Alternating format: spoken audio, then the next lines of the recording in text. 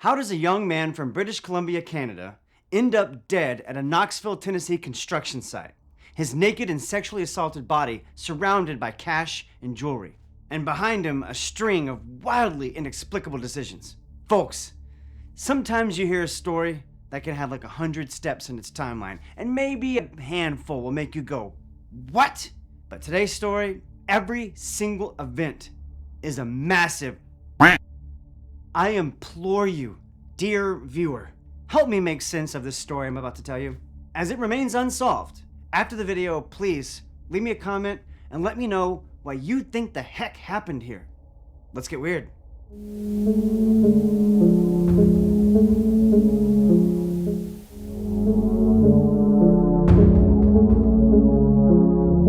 In fair British Columbia, we lay our scene. A place called Surrey that is lush and green. Well, kinda. Not really. It has the second largest population in Canada, following Vancouver. It's mostly buildings. Robert Dennis Blair Adams, who just goes by Blair Adams, he was born there in 1964. He grows up normally by all accounts, but eventually his folks split up and he ends up with a stepdad, as a lot of folks do. In 1995, Blair is 31 years old and he finds himself going abroad to work for his stepfather in Frankfurt, Germany. Blair's stepfather owned a prefab construction company named SS Cedar Homes. I just hope that was his initials. I mention this because it will become very relevant later that he has a connection to Germany. And now it's July 5th, 1996. He's back living in Surrey, British Columbia, after his stint working in Germany. Blair is now 32 years old and working as a construction site foreman. According to Constable Wayne Rideout from the RCMP, that's the Royal Canadian Mounted Police, Blair's boss at his new job and the employees there liked him, they liked his work, and they confirmed that he was a really good guy and good at his job. But in recent weeks, people began to notice that Blair was growing uncharacteristically careless at work. And on top of that, he stopped attending weekly Alcoholics Anonymous meetings, which he had been doing for 2 whole years. He used to have a substance abuse issue, but there was no record or proof that he fell off the wagon and was abusing anything during this time. Just that he stopped attending his meetings. So on the morning of July 5th, he wakes up in the morning and he goes down to his bank and withdraws all of the money in his account. Then he empties his safe deposit box, which had some jewelry and some gold and stuff like that. 2 days later, he drives his Chevrolet car to a ferry that goes from Victoria, British Columbia to Seattle, Washington. But when he attempts to go through an immigration checkpoint, officials see that he's carrying a lot of cash on him and they become suspicious. They run a background check and discover a past drug conviction and thus deny him entry onto the ferry to the US. July 8th, the next day, Blair drives to his workplace and randomly quits. He attempts to pick up his final paycheck, but for some reason, he wasn't able to get it. But hold on, if yesterday's plan had worked, he'd be in the US right now and not have quit his job. So why didn't he quit before he did that? But hey, this is the first of a heap of weird choices by this guy. The next morning, on July 9th, Canadian Border Patrol officers are out looking for a car that was reported stolen that night. And they eventually find it abandoned on the side of the road. Near the abandoned stolen car, they catch a man in the woods attempting to cross the US border on foot at the Pacific Highway border crossing. They take him into custody, they look him up, and it's Blair Adams. Officials noted Adams had scratches covering his arms and legs, but that's presumably from, walking through the woods. Adams did match the description of the man implicated in the car theft. However, he denied involvement and was therefore freed on the lack of evidence. Adams is determined, because he finally manages to enter the US by another car on the very early morning hours of July 10th, a Nissan that he rents from the Vancouver International Airport. Why didn't he rent a car in the first place before stealing a car yesterday? Yeah. So he drives that Nissan across the border into Seattle, where he goes immediately to the Seattle-Tacoma International Airport and purchases a round-trip ticket to Frankfurt, Germany. Why not buy that ticket at the Vancouver airport he just drove from, you ask? Obviously, we have a theme of confusing actions here. What does make some sense. Remember, Adams had previously worked on a project in Frankfurt for his stepfather's construction company. He also dated a German woman in Frankfurt when he was there, though she later told law enforcement that he had never contacted her about visiting. So, that explains at least the choice of destination for this ticket. But then, shortly after purchasing that ticket, he goes back to the counter and exchanges it for credit. which he then uses to purchase a one-way ticket to Washington, D.C. Is this some clever method to obfuscate his path from someone following him? This all has the vibe of trying to bob and weave your way out of someone's ability to track you, right? Anyway, another interesting thing is that police interviewed the ticket agent he spoke to that day, and she said that when he requested his one-way ticket to DC, she tells him that it's $800 for a one-way ticket. But he's in luck. On sale is a round-trip ticket to DC for $400. He argues with her, and she's like, no. You don't have to take the return trip, and you still save $400. And he's like, nah, give me the $800 one-way ticket. Okay. I mean, to just throw $400 away like that, it's like maybe he doesn't expect to need his money anymore soon, or something. He gets on that flight and arrives in Washington, D.C. at 5:45 a.m., July 10th. Upon arriving, he rents a Toyota at Dulles Airport. Not far from the airport, Adams accidentally backs his car into another car, causing minor damage. Later on, that driver tells the police that Adams seemed nice, but was in a hurry. For what? Which is odd. The meandering way in which he has been traveling does not imply he's in a hurry. And if so, for what? He has no history to DC. It was kind of randomly chosen, it seems. Adams then drives approximately 500 miles, or 800 kilometers, from Virginia to Tennessee, specifically ending up at a gas station just outside of Knoxville, Tennessee, which is like a 7-hour drive. And I hear you asking, yes, Knoxville does have an airport. This dude just loves doing things the hard way. So he drives 7 hours, and the next reported sighting of him is in Knoxville at a BP gas station later that evening at 5:30 p.m. And this tripped me up for a second because I had to go back and look at his timeline, because this dude has been on quite the epic trip here. From 2 a.m. July 10th, he has been either in an airport or on the road driving till 5:30 p.m. that same day. So that's over 15 hours for him to cross the border to Seattle, did his little ticket dance, flew to Washington, landed and rented a car, and drove it to Knoxville. He is highly motivated or highly scared. Alright, so like I said, the first reported sighting of him is in Knoxville at a BP gas station at 5:30 p.m., where a completely insane encounter occurs with a car repair technician. So he pulls up to this gas station. He fills up his car, he does what he's got to do, maybe grabs a Slim Jim and a Dr. Pepper. He goes back to his car and he can't start it. He causes such a ruckus at this gas station about not being able to start his car and get his key to work that the gas station attendant calls a car service tow truck dude. So Gerald Sapp, the tow truck car service guy, arrives at the gas station, and he walks over and talks to Adams, who's still by his car, freaking out over his key, trying to get to work and can't. Sapp notices that Adams is trying to use a Nissan key, and the car he's driving is a Toyota. Remember the car he rented from Vancouver to go to Seattle? That was a Nissan. So apparently he returned that car before flying to DC, but kept the key and then got it confused at this gas station with the other one. But Sapp later recalled to the police, I asked him to look in his pockets. I said, if you drove up here, then you must have the other key. Adams refused to check his pockets for the Toyota key, insisting the Nissan key was the right one. So I thought he was nuts, Sapp says to the police.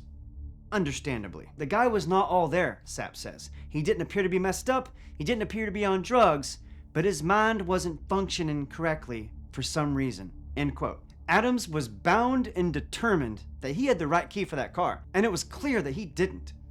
So, at a stalemate, Sapp hooks up the Toyota to his tow truck, and he takes the car to a repair shop and drops Adams off at a Fairfield Inn in Knoxville on Cracker Barrel Lane. Cracker Barrel. Shortly after his arrival at the Fairfield Inn, Adams is actually caught on CCTV in the hotel lobby. He spent 40 minutes loitering around this lobby, and you could see him pacing and going in and out over and over and over. So he is definitely not just going in, plopping in a seat, and waiting. He's displaying anxious behavior. He finally purchases a room with a $100 bill, and when the clerk tries to give him his change back, he ignores it and just leaves the lobby. That's the second time he's ignored the value of money, even though he went through the efforts to gather it all up at the beginning of this whole weird odyssey. The hotel front desk worker, you see her in the video there, her name was Tika Hartsfeld, and she later noted that during the whole check-in process, Blair was paranoid, he was very nervous, agitated, and looking around like someone was coming for him. Even though nobody was in the hotel. Y'all remember Lisa Lamb, the Cecil Hotel girl? Reminds me of that case. Maybe I should do a video on that. When you gotta think this dude is exhausted after 15 hours of non-stop traveling. He gets that room key, leaves the hotel, and never goes back. And that's the last time he's ever seen alive. At 7:30 a.m. the next morning on July 11th, so 12 hours after this surveillance video, across the street from the hotel, police were alerted to a body discovered in the parking lot of an under-construction hotel. Adams was found mostly naked with his pants off and shirt open. His pants, shoes, and socks were lying nearby, with the socks rolled up into the shoes all neatly like. And scattered around his body was German, Canadian, and American currency, totaling nearly $4,000, just scattered around his body. In addition to that was a fanny pack, cause, 1996, and inside it was 5 ounces of gold bars and coins and jewelry. So obviously, robbery was not the motive here, because $4,000 of cash, jewelry, laying everywhere. Also is the Toyota key that he insisted he did not have at the gas station. The key whose absence got him stuck here in the first freaking place. The medical examiner estimated the time of death was around 3:30 a.m., roughly 4 hours before his body was discovered. And this time of death matches the account of a nearby worker who claimed to have heard a woman's scream around that time in the middle of the night. According to the autopsy report, Adams had sustained many cuts and abrasions. The police considered most of them to be defensive wounds from fending off an attack. He had a wound from a blow to his forehead, which police determined to be from a crowbar or a bat. Oof. One of his hands was blackened like from road rash on gravel. Adams also suffered a blow or blows so violent that it ruptured his stomach, which ended up being the killing blow and was determined to be the ultimate cause of his death, which was ruled as sepsis from an abdominal perforation. The police also believed Blair to be sexually assaulted, although no DNA evidence was actually found to corroborate that. The only evidence that supported this theory was that he was found with his pants pulled down, and according to them, by someone else. In fact, the only physical evidence at the scene that didn't belong to Blair was a strand of someone else's hair found in his hand. 3 employees at a nearby truck stop claimed they saw Adams there between 9:30 and 10:30 p.m., so 4 hours after the hotel check-in, flipping through tattoo magazines and talking to an unidentified man about Canadian money. That truck stop was a known hotbed for prostitution at the time. Additionally, 2 women at a Cracker Barrel restaurant within walking distance told detectives they saw Adams with another man who was never identified. Their stories differed on what the man looked like, but a composite sketch was done, but nothing ever came from it. The fact that partially digested food was found in his stomach, though, means he likely walked over to Cracker Barrel at some point that night and had supper. There were also no drugs or alcohol found in his system. Shocking, I know. The local sheriff's theory is that he could have hired a prostitute at that truck stop, and a sex act could have been committed in a vehicle when a struggle began, and the killer might have hit Adams in the head, or thrown him onto the road, and struck him with the car, or maybe even run him over.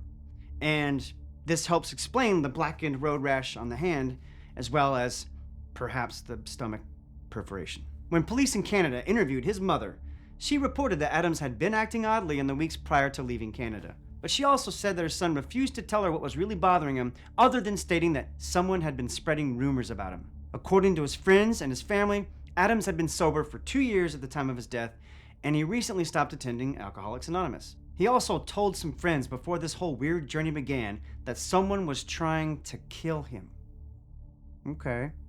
Okay, let's go back to the beginning with what we know about these interviews now. July 5th, Adams abruptly withdraws all his money from his bank account and is denied passage to the U.S. by Border Patrol. July 9th, Adams steals a car, which gets reported stolen, and then later that day the police find the car abandoned on the side of the road, and then they find Adams trying to walk his way across the border. They schlep him into the jail, and nothing happens. They let him go. Then, the next day, July 10th, the final and epically busy day of this man's life, Adams rents a Nissan car at Vancouver Airport and drives it to Seattle Airport. turns it in, then buys a ticket to Frankfurt, and then turns around, trades it for credit for a ticket to DC, flies to DC. He immediately rents a Toyota, has a fender bender, and then drives 500 miles to Knoxville, Tennessee, where he ends up at that gas station. At that gas station, he's so perplexed by his old Nissan key not working in his new Toyota car that he ends up having the car towed to the hotel, where he rents a room that he never uses. He walks out the door and disappears until his body's found the next morning. Blair's choices of changing these flights and travel plans last minute, changing cars multiple times, checking into a hotel that he wasn't going to use, this definitely could imply that he believed someone was after him, just like he told his friends, and he was trying to throw them off the trail. Or did he have a straight up psychotic break? I mean, it does tend to happen in the late 20s and early 30s with some dudes, right? Like James Holmes, the Dark Knight theater shooter guy, was like 28 and just snapped. Charles Whitman, the University of Texas guy, was 25 or something and just snapped. So I don't know. Point is, maybe it's a psychotic break. It can't be drug-induced psychosis because his system was completely clean. My theory, I'm leaning towards schizophrenia. I reckon he started growing severely mentally ill leading up to this weeks prior or months prior in Canada. Imagining he's being followed and stuff. And he goes through this whole journey, and it just so happened that his erratic, paranoid behavior rubbed somebody wrong late at night in Knoxville, and he got his ticket punched for it. And that's it. It's still unsolved. So please, let me know what y'all think happened here in the comments. Stay weird.